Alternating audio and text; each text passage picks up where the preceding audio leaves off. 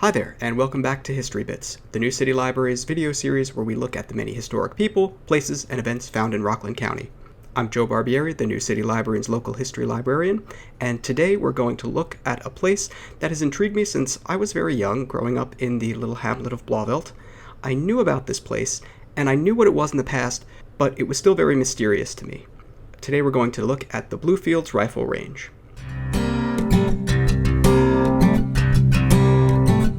Being so close to New York City, it's not surprising that we had and continue to have a military presence here in Rockland County.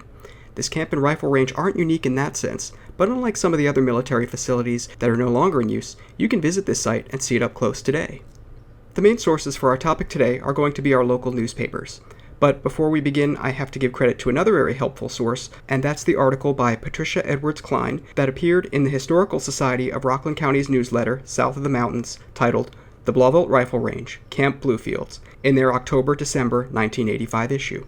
This issue, as well as the Historical Society of Rockland County's South of the Mountains back issues, are available online. I'll let you know where you can find them at the end of the video. If you're not familiar with South of the Mountains, it's a wonderful source for Rockland County history. There are hundreds of quality articles by local historians spanning across the county, covering a variety of topics ranging from prehistory all the way to modern times. Alright, back on track to today's talk. First, let's talk about where we're talking about and get ourselves oriented within the county. We're in the southeastern portion of Rockland, in the hamlet of Blauvelt, in a wooded area that's now part of Blauvelt State Park, between the developed portions of Blauvelt and South Nyack. This map was created by Claire K. Thole and John Scott, and it helps us understand the boundaries that we're talking about. This area is very roughly bounded by Bradley Parkway to the north, Tweed Boulevard to the east, Greenbush Road to the west, and Clauseland Mountain Road to the south. And this area, for a brief period of time, would become Camp Bluefields, a military target range. Now that we've been oriented, let's get into the history. In the early 1900s, New York State was looking to build a replacement to the Creedmoor Rifle Range in Queens, New York, for the New York National Guard. The Creedmoor Range was built in the 1870s and not very large. Its age, smaller size, and the continued development and increasing density of Queens meant a shooting range wouldn't be sustainable there. It's not surprising that Rockland County was in the running for a rifle range at this time. It was still largely rural, with land that was probably cheaper than that on Long Island, but still had rail and ferry access to New York City. In early 1909, the Rockland County Journal announced that a deal with several old Rockland families, including the Bells, Bogerts, Greens, Husteds, Moissons, and Van Warts, had sold acreage to the state of New York. A week later, the County Journal proclaimed that, quote, nature could have hardly made a more favorable site for a field rifle range, end quote, and went on to tout the location's proximity to New York City and that the range would be safe because, quote, the plain from which the men will shoot is backed by a defensive mountainside, whose rocky steep does not attract strollers to their own danger, end quote. So this range would be safe because the soldiers would be firing at targets that would sit in front of a rocky ridge on Clauseland Mountain. The terrain is very rugged, so casual hikers wouldn't be accidentally strolling into the field of fire. The rock should also help stop any stray bullets that miss their targets. By September of 1909, the State Armory Commission had started taking bids on the grading of the land and the construction of the concrete tunnels and target holders. More about the layout in another minute. Work started in the spring of 1910, and by April, the shorter distance ranges were well underway, with work on the 600-yard range to be started around June. However, the article that I found didn't have any word on when the final 1,000-yard range and targets would be ready. In September of 1910, the Rockland County Journal announced that the range would be in operation by October, under the watch of Colonel N. B. Thurston of the New York Guard. Although local civilians might have been hopeful to be employed at the range as target scorers and attendants changing the targets, Thurston dictated that preference was going to be given to those enlisted in the Guard. Construction was a little behind at this time, and only the 200 and 300-yard ranges were completed. So the range is still being worked on, but we're going to take a little break here and talk about the layout of the post so that we can understand what was built and what had yet to be completed. First, we have the firing line, a raised mound with a flat top where the shooting was done from. This sat parallel to a series of targets. The targets would sit on stilts behind large concrete walls, where attendants could change them without ever being in danger of being hit by the bullets being fired in their direction. For additional safety, a series of concrete tunnels ran east to west, so attendants could move between the lines without the fear of being hit by stray shots. So it looked like a staircase pattern when looking from above. There were some small buildings at the range, but the only large structure was a mess hall and its observation tower at the top of it. And that's one thing that we need to emphasize. This really was a camp, not a fort. When we look at photographs of the range, we see the guardsmen camping in tents. The camp would be accessed from Greenbush Road in Blauvelt. Keep in mind this is before Route 303 was built. This access road curved its way up the contours of Clausland Mountain until reaching the relatively flat area on top where the range was located. Okay, now that we better understand the layout of the camp, let's get back to our timeline. On October 8th of 1910, the Rockland County Journal announced that soldiers from the 8th Regiment of the New York National Guard were at the camp, and many were spending their evenings in Nyack, with some soldiers even staying out very late and having to find their way back to the range in the dark. It added that several other units would be arriving for 2-day stints at the range in the coming weeks. Although the paper reported that the soldiers visiting the area noted its natural beauty and had been admiring the brand new facility, we'll see that it doesn't take long for problems to arise. And just keep in mind that construction isn't even all the way done yet. On October 22nd, a mere 2 weeks after the first mention of troops at the camp, the Rockland County Journal proclaimed, "Bullets from rifle range. 2 of them enter houses in South Nyack." The story detailed how Mrs. Hasbrook found a bullet under her pillow after it had struck her bedstand, and how Mr. Morgan's shutter, 2 panes of glass, and window shade had fallen victim to another stray bullet. A letter from the South Nyack Village Board was dispatched to Colonel Thurston. I'm not sure if that letter or the coming winter put an end to the shooting, but I didn't find any follow-up on the rifle range until 1911. And just a side note here, while I didn't find any articles detailing the completion of the 600 and 1,000-yard ranges, I suspect they were fully completed sometime in 1911. In November of 1911, another article appeared, this time in the Rockland County Times, citing the danger that the range posed to the river villages nearby. This time, as South Nyack's board had done, the Grandview Village Board was also complaining about Bluefields. Samuel Broadbent, Grandview's health commissioner, wrote to his state assemblyman, quote, "While walking on the road in front of my house on the boulevard, a bullet from the range whistled over my head not more than 3 feet above me." End quote. He cited 2 main problems. The first, quote, "The firing line faces the lowest part of the South Mountain," end quote. And the second, that, quote, "The slightest kick of a rifle in the hands of a novice will send a bullet almost straight up in the air, and shields behind the targets are not protection," end quote. He foreshadows the pressure that the military officials are going to feel when he says, quote, "Everybody here knows that a big mistake has been made in laying out of the range," end quote. This article was also interesting because it alludes to the fact that the range should be abandoned and turned into a state park, and this was the first time that I found mention of that. So we're going to fast forward again to June of 1912, and the headline that appeared in the Rockland County Journal, quote, "Those deadly bullets again. Rifle range shooting terrorizes South Nyack," end quote. To be fair, this is a bit of an exaggeration. As far as I can tell, there were no actual injuries or deaths, but people in South Nyack did have their fair share of close calls, as recorded in this article, with the latest incident of Mrs. Wilson finding a bullet lodged in her tin roof.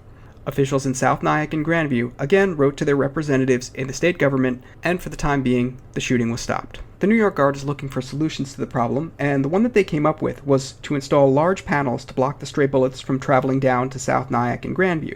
The article closes with a comment on the quagmire that the military has found itself in right now with, quote, "The range has cost the state about $500,000, and the military authorities confronted a serious problem," end quote. And that $500,000 is quite a bit of money at that time period. In September of 1912, a brief article in the Rockland County Journal noted that the New York State Guard would be training in Peekskill instead, since shooting still hasn't been deemed safe to resume since earlier in the year.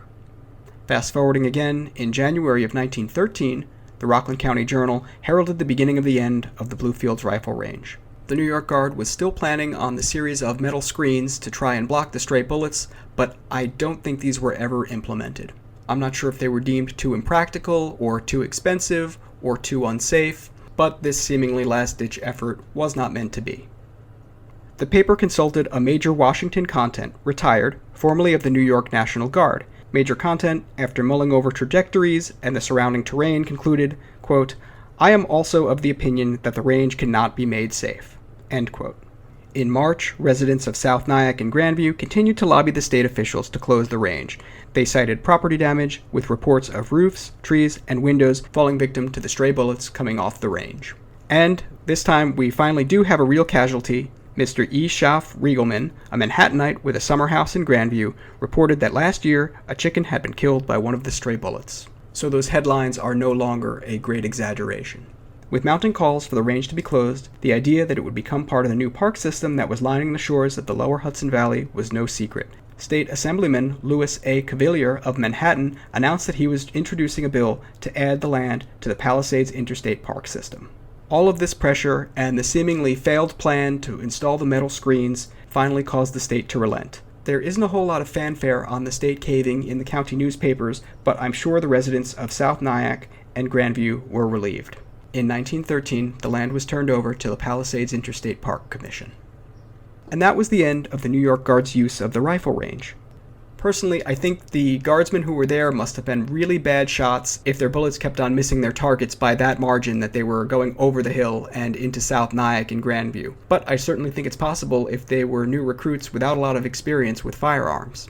Now, this is just supposition on my part, but I have a feeling that that rocky backdrop that the range was built in front of was actually helping to deflect bullets over the side of Clausland Mountain rather than absorbing the shots. And maybe that's why there was this rain of bullets down on South Nyack and Grandview, rather than the occasional stray shot. On June 28, 1913, the Rockland County Journal reported on what would become the second stint of Camp Bluefield's life. The article was titled, quote, "Camp at Rifle Range," end quote, and proceeded as follows, quote, "A new and beneficent use for the abandoned state rifle range at Blauvelt has been arranged for this season by the Young Women's Christian Association of New York City, which will open a camp there for girls on Tuesday, July 1st. The association has completed its arrangements for a big outing, with a formal dedication of the camp on the 4th of July. The camp will be available for all girls without regard to creed and whether members of the YWCA or not," end quote. So we're going to have a much more peaceful use of the range at this point in the property's life. An article in the July 19, 1913 Rockland County Journal followed up and proclaimed, quote, "Many girls enjoying the camp, 40 there last week, and more coming," end quote. The majority of these young women were from New York City, and the YWCA camp offered an inexpensive way for these girls to experience fresh air, exercise, and life in the country. In 1975, the Our Town interviewed Helen Bennett, one of the campers who came up from New York City. Little did she know, but eventually Mrs. Bennett would become a Rockland County resident, and that's how the Our Town tracked her down. And she went on to describe many of the activities that went on at the camp, and how even though the camp was no longer a military one, some aspects of military life remained. The girls wore uniforms, and Mrs. Bennett remembered waking up to a bugle call in the morning and taps at night marking lights out. Just like the soldiers who had previously occupied the camp, they stayed in tents. Hikes and canoeing excursions were common, as were trips to the Nyack beaches. Sports like baseball, basketball, and tennis were popular, and Mrs. Bennett also had lots of fond memories of cooking over the campfire. She remembered one instance specifically, her group loading up onto a cart, being taken to a nearby orchard, and picking cherries. The owner of the orchard paid the girls 25 cents a basket, and there were excursions into town in Nyack where they could spend this money. As fun as they were, the YWCA camps only lasted a few years. After the onset of World War I, the rifle range would again return to its use as a military camp. When the U.S. entered the First World War, local National Guard units would drill there. The newspapers are unclear about how much in the way of target practice was taking place. I'm sure the events of the previous summers were likely fresh in the minds of residents nearby. If there was much target shooting going on, I imagine it was done very carefully. Newspaper articles from this time note that battalion drills were taking place, with Guard units from Nyack, Havistraw, Pearl River, and Suffern converging on the camp for these drills. Sometimes there would be a big hike taking place, and usually it mentions that the guardsmen were treated to a big meal in the mess hall. There's also a little side note here in New York State history. Towards the end of the war and shortly after, all boys ages 16 through 18 were to be enrolled in the New York State Corps of Cadets, which was essentially a compulsory junior ROTC program. These units also used Camp Bluefields to train. This is a postcard of New York Governor Charles Seymour Whitman visiting Camp Bluefields to inspect the cadets in 1918. The Chatham Courier and Republican out of Columbia County reported on his visit to Bluefields on July 31st, 1918, and didn't waste a chance to take a swipe at the opposing party. The paper's description of Whitman's visit is as follows, quote, "The attention of those Democrats who fear New York State will not be able to keep pace with our country's needs in the matter of war preparations might be called to the fact that the entire regiment of boys now receiving military training paraded before Governor Whitman at Camp Bluefields a few days ago. In the matter of military training, New York State leads every state in the country, and it occupies this proud position as a result of laws enacted by a Republican legislature and signed by a Republican governor," end quote. So again, the Courier is not hiding its political leanings, but it does shed light on this brief period of time in New York State when military training was compulsory for high school boys. Shortly after this time period, we don't hear too much more about the New York State Corps of Cadets. I suspect it was because in 1919, Democrat Alfred E. Smith took office as governor of New York and probably squashed the program. Following the war, the range was again used as a campground, although not to the same capacity that it was when the YWCA camp was there. In 1932, the Rockland County Journal reported on Boy Scout troops from around the county converging on Bluefields for their outdoor advancement tests, with a large crowd of relatives and friends in attendance. Veterans groups from around the tri-state area also used the grounds to host reunions. These groups were known as comeback clubs and met on the Bluefields grounds for reunions in a rustic camping setting. Even at this time, the lack of regular occupancy and maintenance by the New York Guard was apparent. In 1930, the Rockland County Leader reported on the condition of Bluefields, noting, quote, "Trees and shrubs cover the earth backing of the concrete walls of the target pits, and are springing up in the joints of walls and floors, slowly breaking them up. The long tunnel between the 600-yard and 1,000-yard ranges, through which the markers could pass without danger from bullets, is now only a passage for adventurous hikers and is fast being hidden by wild grapevines and the returning forest." End quote. During World War II, the site was again used as a military training ground. It served as a practice field for Nyack's Preparedness Brigade, sponsored by the local American Legion there. Sensing that the U.S. might become involved in the World War, which began in 1939, communities around the country began to form civil defense groups. While the federal government officially established the Office of Civil Defense in May of 1941, Nyack's Preparedness Brigade predated this by several months, with the Rockland County Journal reporting on the group's first meeting in November of 1940. The local papers detail how Nyack's Brigade was drilling on the high school football field and, in September of 1941, playing a war game without live fire at the old range. After the U.S. formally joined the war in December of 1941, the county went into full-scale mobilization. One of the ways Rockland County contributed to the war effort was by playing host to Camp Shanks, a major embarkation point on the East Coast for troops heading to the front in Europe. The camp was quickly constructed in Orangeburg, not far from the rifle range in Blauvelt.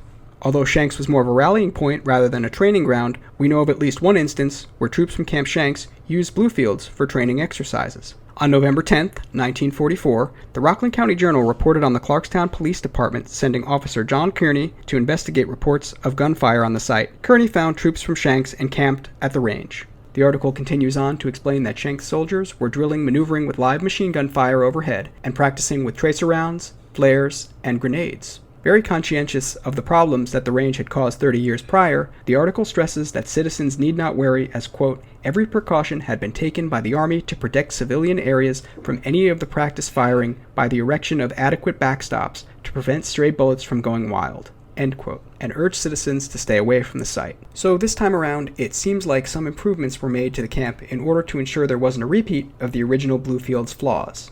If people were worried, they could at least count on the duration of the training being short. The article stated that these exercises would be continuing only for the next week. I'm not sure why the Army did these live fire exercises at the range. As I mentioned before, Shanks was more of a rallying point, not a training ground, and I didn't find any other evidence in the newspapers of more drills taking place there. Following the war, Bluefields would settle back into its role as a piece of parkland within the Palisades Interstate Park System. The tower and mess hall met their demise as reported in the July 19, 1946 edition of the Orangetown Telegram and the Pearl River Searchlight, with the paper reporting that the tower had been demolished the week prior and the rest of the buildings at the site were to be taken down soon. And I think this was likely just because of their deteriorating condition.